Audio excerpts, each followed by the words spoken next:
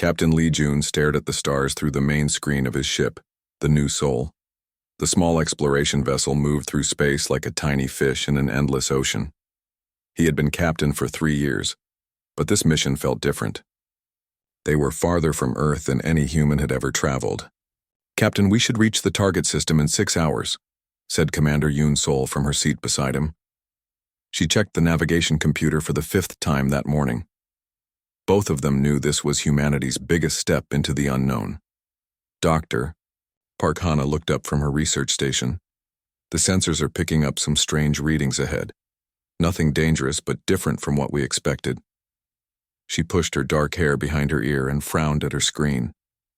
As the ship's chief scientist, she had studied every piece of data about this region of space. Engineer Kim Tae's voice came through the communication system from the engine room. "Captain, I'm getting some weird vibrations from the FTL drive. Nothing serious, but I want to check it before we jump again." "How long do you need?" June asked. "Give me 30 minutes. Better safe than sorry out here." Specialist Choi Min sat at the communications station, listening to the empty space around them. No signals, no voices, just the quiet hum of their own ship. She had hoped to hear anything that might suggest other intelligent life. So far, space had been silent. The New Soul was not a big ship. It carried only 5 crew members and enough supplies for a 2-year mission. The ship was built for exploration, not fighting. Its only weapons were small defensive systems that could stop space rocks or small debris. "Captain," Kim Tae called again. "I found the problem. One of the navigation crystals is cracked. I can fix it, but we might have a rough jump." June thought for a moment. They could turn back now and return to Earth safely. But they had come so far and the mission was too important. Humanity needed to know what was out here among the stars. "Fix what you can, Tae. We'll take the risk." An hour later, the ship prepared for its jump into hyperspace. The crew strapped themselves into their seats. June gave the order, and reality twisted around them as they entered the strange dimension that allowed faster-than-light travel. Something went wrong immediately. The ship shook like it was caught in an earthquake. Warning lights flashed red across every station. The hyperspace tunnel around them looked different, with colors that hurt to look at. "Emergency exit," June shouted. The New Soul dropped back into normal space with a sound like breaking glass. For a moment, nobody spoke. They were all alive and the ship was still in one piece. Then Choi Min screamed. Outside the main screen, space was filled with ships. Hundreds of them. Maybe thousands. They were unlike anything humans had ever built or imagined. Some were as long as cities. Others looked like giant insects made of metal and light. All of them had weapons pointed at the New Soul. "Where are we?" Yoon Sol whispered. Dr. Park Hana checked her instruments with shaking hands. "I don't know. This isn't the system we were heading for. The stars are all wrong." The communication system suddenly filled with noise. Voices speaking in languages no human had ever heard. The sounds were harsh and alien, like nothing that could come from a human throat. "They're trying to talk to us," Choi Min said. Her fingers moved across her controls, trying to make sense of the alien signals. "I can't understand any of it, but they're definitely trying to communicate." One of the alien ships began moving toward them. It was massive, shaped like a sword made of black metal. Lights pulsed along its sides in patterns that might have been writing or warnings. "Captain," Kim Tae's voice was tight with fear. "The FTL drive is completely dead. Whatever happened to us, we're stuck here." June looked at his crew. They were scared, but they were still working, still trying to solve the problem. He felt proud of them and terrified at the same time. "Hana, can you set up any kind of communication system?" "I'm working with Min on it now. We might be able to send basic mathematical signals, maybe pictures." The alien ship was getting closer. Through the screen they could see details on its hull, strange symbols and designs that looked both beautiful and threatening. Lights moved across its surface like living things. "Captain," Yoon Sol said quietly, "what do we do if they're hostile?" June thought about their tiny ship surrounded by an alien fleet that could destroy them without effort. Their small defensive weapons would be useless. Running was impossible with their broken FTL drive. We try to talk to them. We show them we're peaceful. And if that doesn't work? June looked at the alien fleet again. Each ship was a work of art and a weapon of war. Whoever built them had technology far beyond anything humans possessed. Then we face whatever comes next without backing down. The alien ship stopped just outside their defensive range. For several minutes, nothing happened. The crew of the New Soul waited, watching the massive vessel that could destroy them with a single shot. Then a new voice came through their communication system. It was still alien, but different from the others, slower, more careful, as if someone was trying very hard to be understood. Choi Min worked frantically at her station. "Captain, I think they're trying to learn our language. The signals are getting more organized. Can you send them something back? Basic math? Maybe some simple images of our ship and ourselves? Do it." As Min sent their signals into space, Dr. Park Hana prepared her equipment. If they were going to meet aliens, she wanted to learn everything she could. This was the most important moment in human history. The alien ship began to glow. A beam of light reached out and surrounded the New Soul. The human ship shook slightly, then began moving toward the alien vessel. "They're pulling us in," Yoon Sol reported. "Can we resist?" June asked. Kim Tae checked his instruments. "Not a chance, Captain. Whatever they're using is more powerful than our engines." As their ship was drawn toward the alien vessel, June stood up and straightened his uniform. His crew looked at him, waiting for orders. "Remember," he said, "we represent all of humanity now. Whatever happens, we show them that humans don't break easily." The New Soul disappeared into the belly of the alien ship, and humanity took its first step into a galaxy much larger and more dangerous than they had ever imagined. The inside of the alien ship was like nothing the humans had ever seen. The walls curved in impossible ways, covered with lights that moved like water. The air smelled different, cleaner somehow, with a hint of something like flowers and metal, mixed together. Armed aliens surrounded them as they left their ship. The creatures were tall and thin, with skin that looked like polished stone. Their eyes were large and dark, and they wore armor that seemed to be made of living crystal. "Captain," Lee Jun kept his hands visible and his voice calm. "We come in peace," he said, even though he knew they probably couldn't understand him. One of the aliens stepped forward. It spoke in a voice like wind through caves, making sounds that no human throat could produce.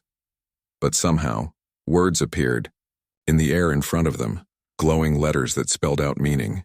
"You will come with us, do not resist," Dr. Park Hana whispered to the others. "Their translation technology is amazing. They've learned our language just from our radio signals." The aliens separated the crew, taking each human to a different part of the ship. June found himself in a large room with walls that showed the stars outside. 3 aliens sat behind a curved table that seemed to grow from the floor itself. The one in the center was older than the others, with skin that had turned silver with age. When it spoke, the translated words appeared more smoothly. "I am Commander Kexthal of the Hegemony Dominion Fleet. You have entered our space without permission. Explain yourselves." "I am Captain Lee Jun of the exploration vessel New Soul. We didn't mean to enter your space. Our navigation system failed during a hyperspace jump." The aliens looked at each other with expressions that might have been surprise. One of them leaned forward. "You claim to have hyperspace technology, yet your ship is primitive. Your species is not in our records. This is impossible." "Our records?" June asked. "Every intelligent species in the galaxy is catalogued by the Dominion. Every world, every civilization, every piece of technology. Nothing exists that we do not know about." June felt a chill run down his spine. "How big is your Dominion?" "We control 47,000 star systems. We have brought peace and order to millions of worlds.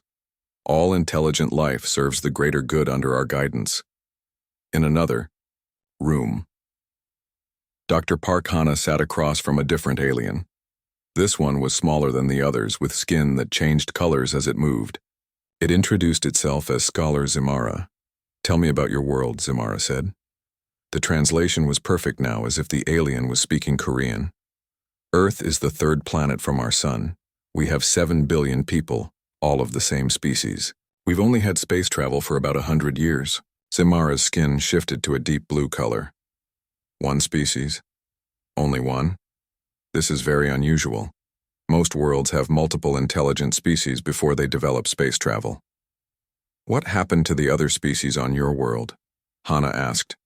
We absorbed them, brought them into the Dominion family. It is the natural way of things. Hana felt uncomfortable with the way Zimara said absorbed, but she kept asking questions. How many species are part of your Dominion?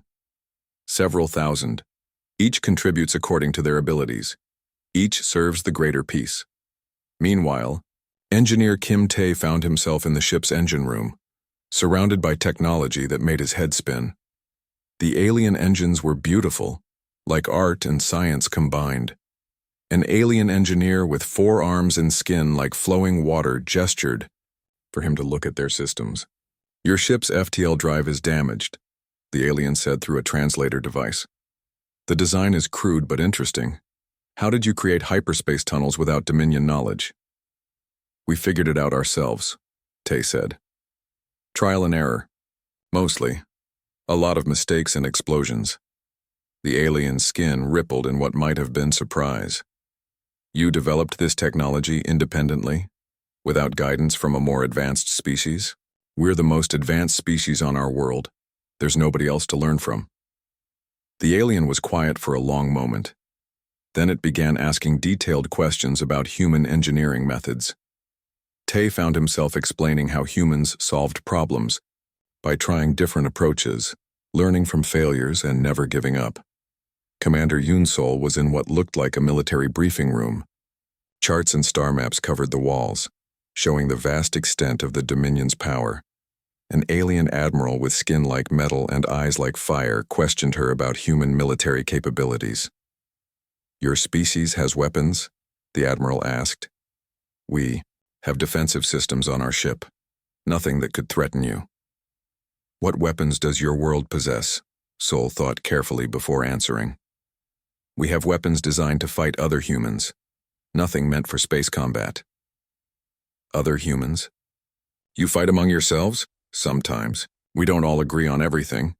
The alien admiral's eyes grew brighter. Internal conflict while possessing space travel technology? This is very dangerous. Most species achieve unity before reaching the stars. Maybe unity isn't always the best thing, Sol said quietly. Specialist Choi Min sat in a room filled with communication equipment. An alien with a head like a crystal and hands that glowed with soft light worked beside her, studying the signals from Earth. Your world broadcasts constantly, the alien said. Music, stories, information, so much noise. Most civilized worlds maintain communication silence to avoid disturbing others. We like noise, Min said. We like sharing ideas and stories. It's how we learn about each other. But the chaos, the conflicting messages, the disagreements broadcast for all to hear. How do you maintain order? We don't, really. We argue a lot. But somehow things work out. The alien's crystal head pulsed with different colors. This is most irregular. Hours passed. The interrogations continued, with each human telling their questioners about life on Earth, human history, and their reasons for exploring space. The aliens grew more confused with each answer. Finally, a new alien arrived. This one was ancient, with skin like starlight and eyes that had seen millennia pass. The others treated it with great respect. It was High Arbiter Velthrax, leader of the Dominion Council. Velthrax gathered all the humans in a large chamber and spoke to them together. Your species presents us with a puzzle, it said. You have developed FTL travel without our knowledge or permission. You come from a world with only one intelligent species. You fight among yourselves yet still achieve technological advancement. You broadcast your conflicts and disagreements across space without shame. You work together despite having different opinions. The ancient alien paused, studying each human carefully. In 40,000 years of bringing order to the galaxy, we have never encountered anything like you. Every species follows predictable patterns. Every civilization develops in expected ways. Every world accepts our guidance gratefully.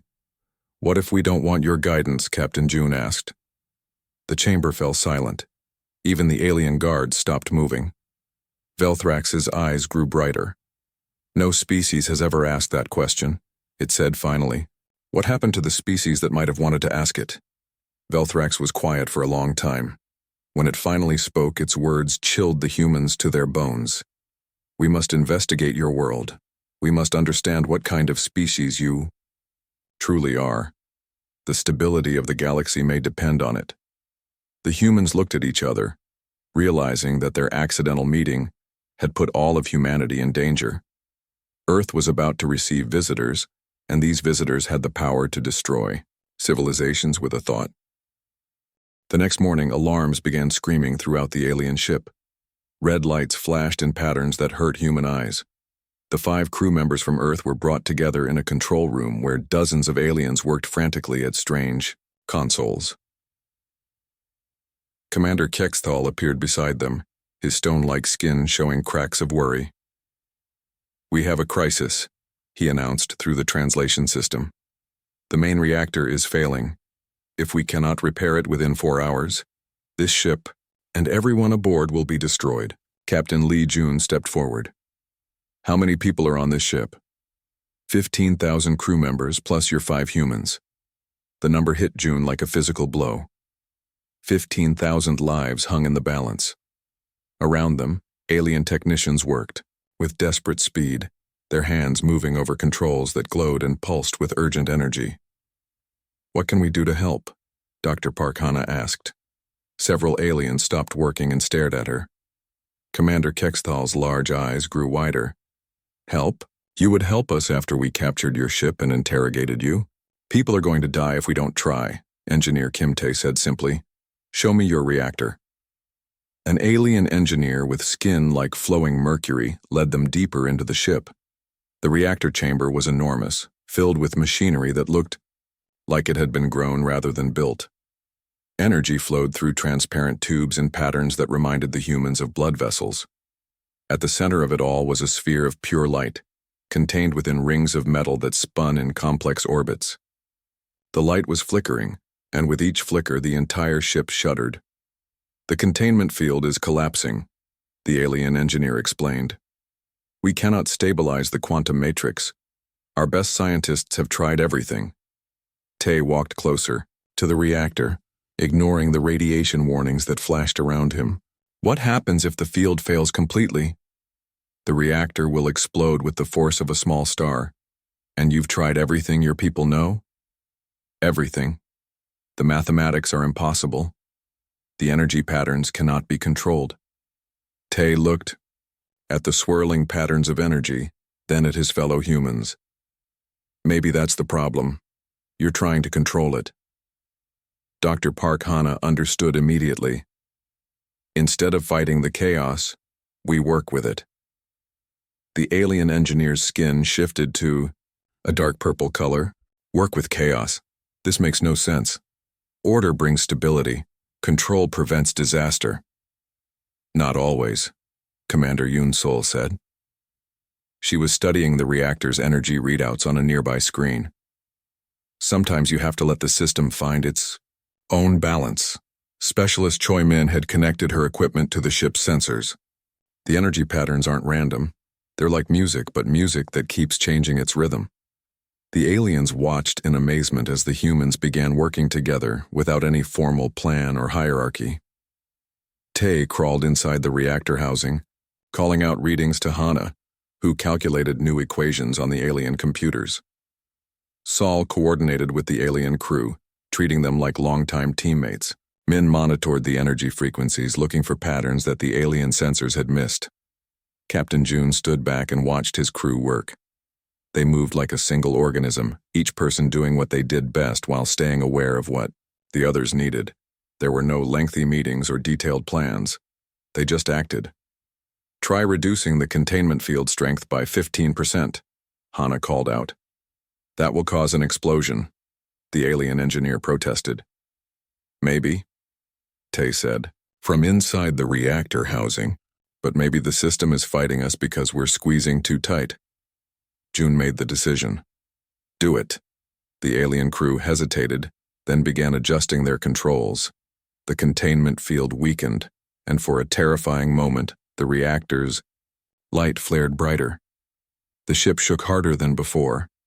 Then something unexpected happened. The energy patterns began to stabilize, but not in the way the aliens expected. Instead of becoming perfectly ordered, they found a new kind of balance, like a dance with constantly changing steps. It's working, Min said, her voice filled with wonder. The chaos is organizing itself. Scholar Zimara arrived in the reactor chamber, having rushed from another part of the ship. The alien scientist's color-changing skin was cycling rapidly through different hues. Impossible, Zimara breathed. You cannot solve quantum instability with intuition and randomness. We're not solving it, Hana explained as she continued her calculations. We're helping it solve itself. This violates every principle of galactic engineering. Good, Tay said, emerging from the reactor housing with his hair standing up from static electricity. If your principles worked, you wouldn't need our help. For the next 2 hours, humans and aliens worked side by side. The aliens were amazed at how the humans approached problems. Instead of following established procedures, they tried new approaches. Instead of avoiding risk, they accepted it as part of the process. Instead of working in rigid hierarchies, they shared information freely and changed roles as needed. Slowly, the reactor stabilized. The flickering light grew steady. The ship's shuddering stopped. Commander Kexthal stood in the reactor chamber, watching the energy patterns that no longer followed any known laws of physics but somehow worked perfectly. You saved us, he said to the humans. We all saved each other, Captain June replied. High Arbiter Velthrax arrived as the crisis ended. The ancient alien moved slowly through the reactor chamber, studying the impossible solution the humans had created. In 40,000 years, Velthrax said, no species has ever repaired Dominion technology. Most cannot even understand our simplest machines. Maybe that's because you never let them try, Yunsol suggested. Velthrax was quiet for a long moment. Our records show that this reactor failure was not accidental. It was a test, designed to measure your courage and problem-solving abilities under extreme pressure. The humans stared at the ancient alien. You risked 15,000 lives for a test? Hana asked. The test was meant to be impossible. Species typically panic, blame others, or surrender to fate when faced with such a crisis. You chose to act, instead. Of course we acted, Tay said. What else would we do? Most species would have waited for someone else to solve the problem, or demanded guarantees of safety before helping, or required detailed plans and permissions before beginning work. That would have wasted time people didn't have, June pointed out. Velthrax's ancient eyes studied each human carefully. Yes, time people didn't have. You understood this instinctively. Scholar Zimara's skin had settled into a deep golden color. The way you worked together, without formal command structures or predetermined roles. The way you accepted risk as acceptable, rather than something to be eliminated.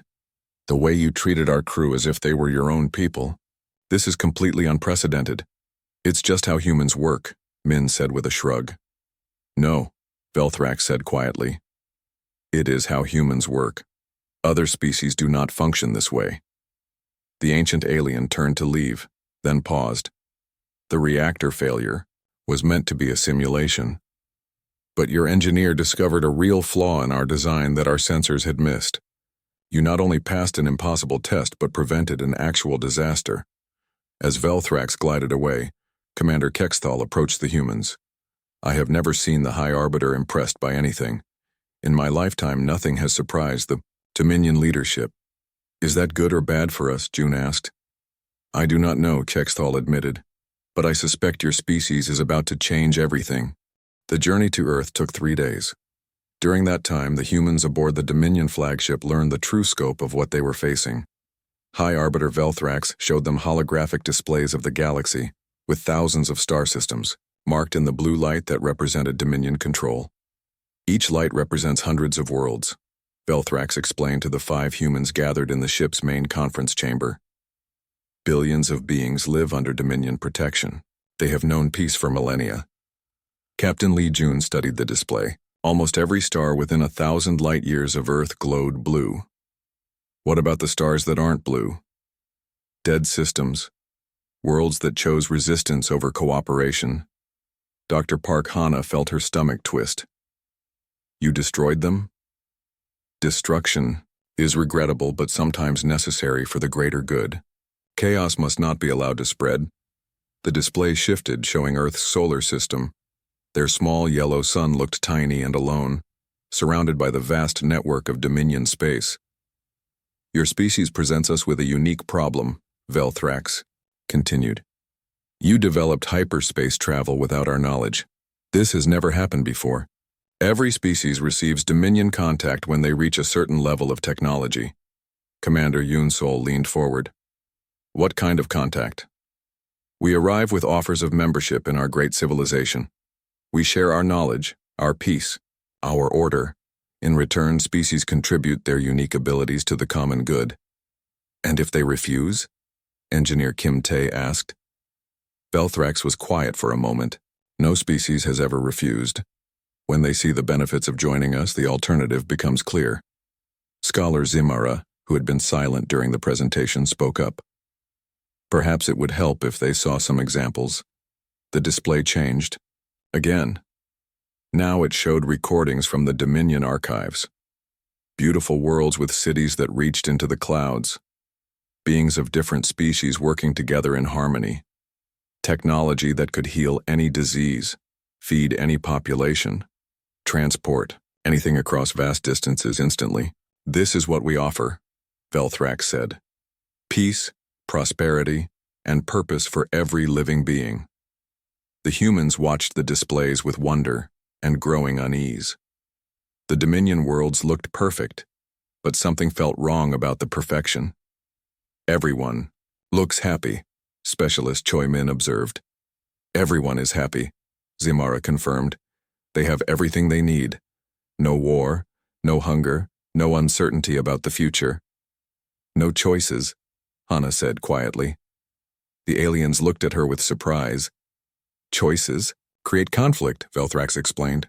When everyone serves the greater good, individual desires become unnecessary. As they talked, Earth grew larger on the main view screen. Soon they could see the blue and white marble that was humanity's home, surrounded by a fleet of Dominion, warships that could turn the planet to ash in minutes. The humans were allowed to send a message to their world, warning them about what was coming. They watched on screens as Earth received the news of alien contact. Instead of the panic the aliens expected, they saw something else. Cities around the world began organizing for defense. Scientists worked frantically to understand the alien technology. Military leaders coordinated responses not in despair, but with grim determination. News broadcasts showed people afraid, but not broken, worried, but not hopeless. Fascinating, Scholar Zimara muttered, watching the human response. They know they cannot win, yet they prepare to fight. They're idiots, said Admiral Korthak, a massive alien with skin like polished armor. He had arrived to oversee what should have been a simple integration. Any rational species would surrender immediately when faced with impossible odds. Maybe rationality isn't everything, Captain June said. Admiral Korthak's eyes glowed with anger. Rationality is what separates civilization from chaos. Your species chooses chaos. We choose freedom, Commander Sol replied. The Dominion leaders brought the humans to a communication chamber where they could speak directly with Earth's leaders. The conversation was broadcast across the planet and throughout the Dominion fleet. Earth saw Secretary General, an elderly woman named Kim Soo, appeared on the screen. Her face was tired but determined. We have received your message about the Dominion's ultimatum, she said. Our answer is simple. We thank you for your offer, but we decline. Velthrax leaned forward. Do you understand what you are refusing? We offer your species paradise. Peace, prosperity, and security for all time. We understand perfectly, Secretary General Kim replied. You offer us a cage made of gold. We prefer freedom made of steel. You prefer death to membership in our civilization? We prefer the right to make our own mistakes to the certainty of making none at all. Admiral Korthak stepped into view of the communication system. Your defiance will serve as an example to others who might consider resistance. Your world will burn and the galaxy will remember why cooperation is preferable to rebellion. Secretary General Kim's expression didn't change. Then the galaxy will also remember that some things are worth dying for. The communication ended, and the chamber fell silent. Several Dominion officers looked uncomfortable. Scholar Zimara's skin had turned a deep, thoughtful purple. In 40,000 years, Velthrak said slowly, no species has chosen extinction over integration. Maybe that tells you something about the species that came before us, Dr. Hanna suggested. It tells me they were wise enough to accept reality. Or maybe they were just tired of fighting. High Arbiter Velthrak studied the humans for a long moment. Your species truly believes it can resist the Dominion? We believe we have to try, Captain June answered. Even knowing you will fail? Especially knowing we might fail. Anyone can be brave when victory is certain. As they spoke, reports began, coming in from across Dominion space. Something unexpected was happening. On worlds that had been peaceful for centuries, small acts of rebellion were beginning. A factory that suddenly experienced technical difficulties. A communication relay that mysteriously malfunctioned. A transport system that developed random delays. Admiral Korthak watched the reports with growing alarm. These incidents cannot be coincidental. Commander Kexthal, who had been monitoring the situation, provided the answer. Our communications specialists believe word of the human response is spreading through the Dominion networks. Some species are inspired by their example. Inspired to commit suicide, Admiral Korthak snarled. Inspired to remember what they gave up when they joined us, Scholar Zimara said quietly. The ancient High Arbiter stood at the chamber's main window, looking out at Earth. The small blue world spun peacefully in space, unaware that its fate would decide the future of the galaxy. Prepare the fleet, Velthrax commanded. We will demonstrate to the humans and to any who might follow their example what happens when chaos challenges order. But as the Dominion prepared for what should have been a simple conquest, they began to realize that they were facing something unprecedented. Humanity's courage was proving to be contagious, and for the first time in 40 millennia, the foundations of their empire were beginning to shake. On Earth, people looked up at the alien fleet that filled their sky and prepared to show the galaxy what it meant to stand without fear. The battle for Earth began at dawn on a Tuesday. Humanity's small fleet of defensive ships rose to meet the Dominion armada, like insects challenging a storm. Everyone knew it was hopeless. Everyone knew they would fight anyway. Admiral Korthak commanded the Dominion attack from his flagship, confident that the human resistance would collapse within hours.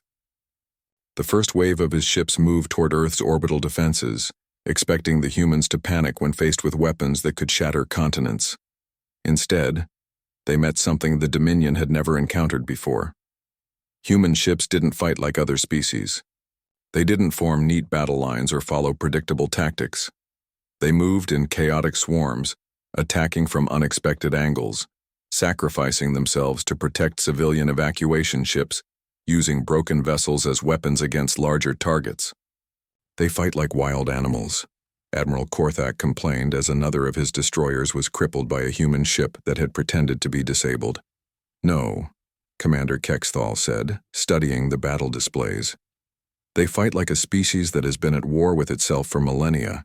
They know every dirty trick, every desperate gamble, every way to turn weakness into strength. Aboard the Dominion flagship, the human crew watched the battle with hearts full of pride and terror. Their people were dying, but they were making the aliens pay for every victory. Captain Lee Jun stood beside High Arbiter Velthrax as the ancient alien observed the conflict. You could stop this, Jun said. Order your fleet to withdraw. And allow chaos to spread across the galaxy? Impossible. What you call chaos, we call freedom. Dr. Park Hanna was working with Scholar Zimara, monitoring communications across Dominion space. The reports coming in were unprecedented. On world after world, Species that had been docile for centuries were beginning to ask questions they had never dared ask before. A mining colony in the Vega system has stopped production, Zimara reported, skin cycling through worried colors. They claim their equipment is malfunctioning, but our sensors show everything is working perfectly. A transport hub in the Centauri cluster is experiencing navigation errors that are delaying cargo shipments to military depots, added another Dominion officer. 3 research stations have reported data corruption in their archives. The pattern was spreading faster than the Dominion could respond. Word of humanity's resistance was inspiring acts of rebellion across thousands of worlds. Species that had forgotten what independence felt like were beginning to remember. Engineer Kim Tae had been watching the Dominion ship's systems while pretending to help with repairs. Now he made his move, introducing subtle viruses into the ship's network that would spread to other vessels. Nothing that would hurt anyone, just small glitches that would slow down their coordination. "You're sabotaging us," Commander Kexthal said, catching him in the act. "Yes," Tae admitted without shame. "Why tell me the truth? Because lying won't change what's happening here." Kexthal stared at the human engineer. "You know I should have you executed for this." "Probably. Are you going to?" The alien commander was quiet for a long moment. "I have served the Dominion for 300 years.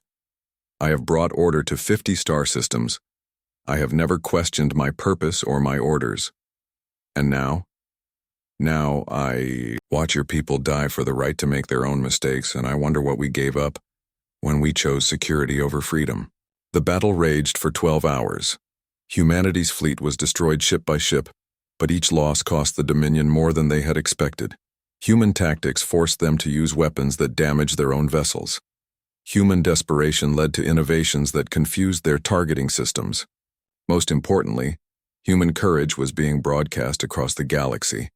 Every species under Dominion control could see that it was possible to say no, even to an empire that controlled the stars. Commander Yoon Sol and Specialist Choi Min were in the ship's communication center, watching as the rebellion spread. Reports flooded in from across Dominion space. A civilian transport that had accidentally broadcast human resistance messages to an entire star system. A medical station that had developed computer problems, preventing them from treating Dominion soldiers. A university that had lost all their research on pacification techniques. It's not just random acts, Sol realized. They're coordinating somehow. The resistance is becoming organized. Choi Min nodded, monitoring the hidden signals flowing through the Dominion's own communication networks. "They're using your own systems against you," she told a nearby alien officer. "Every message you send carries a little bit of rebellion with it." As Earth's final defensive ships were destroyed, Admiral Korthak prepared to bombard the planet itself. But High Arbiter Velthrax raised a hand to stop him. "Wait," the ancient alien commanded. "High Arbiter, we must make an example of these rebels. Look at the reports from across our empire. Every hour we continue this battle, more worlds join the resistance. Destroying Earth will not stop what has already begun." Scholar Zimara's skin had turned a bright silver color. "The humans have done something impossible. They have made rebellion contagious." Captain June stepped forward. "We've shown the galaxy that you can be beaten. Not with superior weapons or technology, but with something you can't control or copy. The willingness to risk everything for freedom." "Your fleet is destroyed," Admiral Korthak pointed out. "Your world is defenseless. You have achieved nothing but a noble death." "We've achieved everything," Dr. Hanna replied. "We've reminded the galaxy what they traded away when they accepted your peace." High Arbiter Velthrax moved to the main view screen, looking down at Earth. The planet was scarred from the battle, but still intact. Still spinning. Still home to billions of humans who had chosen to face impossible odds rather than surrender their freedom. "In 40,000 years," Velthrax said slowly, "the Dominion has never faced a crisis like this. Hundreds of worlds are in various states of rebellion. Our supply lines are disrupted. Our communications are compromised. Our very foundations are being questioned." The ancient alien turned to face the humans. "Your species has broken something that cannot be repaired. The galaxy will never be the same." Good, Captain June said simply. Velthrax was quiet for a long time. When the ancient alien spoke again, the words shocked everyone in the chamber. Perhaps it is time for something new. 3 months later, Captain Lee Jun stood on the bridge of the first joint human-alien exploration vessel. The ship was crewed by volunteers from a dozen species, all working together to explore the galaxy not as conquerors but as partners. Dr. Park Hana had established the first Galactic Institute for Cultural Exchange, where species could learn from each other without losing their uniqueness. Engineer Kim Tae was teaching alien engineers that sometimes the best solutions came from breaking the rules. Commander Yoon Sol was training mixed crews in tactics that emphasized creativity over conformity. Specialist Choi Min was helping establish communication networks that carried ideas instead of orders. The hegemony dominion still existed, but it was changing. Some worlds chose to remain under its protection, but now they had the right to leave if they wanted. Other worlds formed new alliances, new governments, new ways of organizing civilization. The galaxy was noisier now, more chaotic, less predictable. There were conflicts and disagreements, failures and mistakes. But there was also something that had been missing for 40,000 years. Hope for the future, and the freedom to choose what that future would be.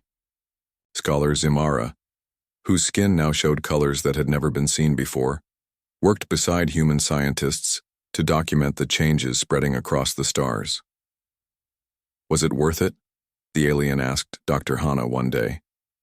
All the chaos, all the uncertainty, all the risks you have brought to the galaxy? Hana looked out at a space station where dozens of species worked together, argued with each other, and created things that none of them could have imagined alone. Ask me in 100 years, she said. But I think we're about to find out what the galaxy can really do when everyone is free to try. High Arbiter Velthrax had stepped down from leadership of the Dominion, choosing instead to travel the galaxy and observe the changes humanity had brought. Sometimes the ancient alien visited Earth, walking among the humans and marveling at their ability to find hope in chaos. You were right, Velthrax told Captain June during one such visit. Some things are worth dying for, but more importantly, some things are worth living for. The galaxy was no longer ruled by fear.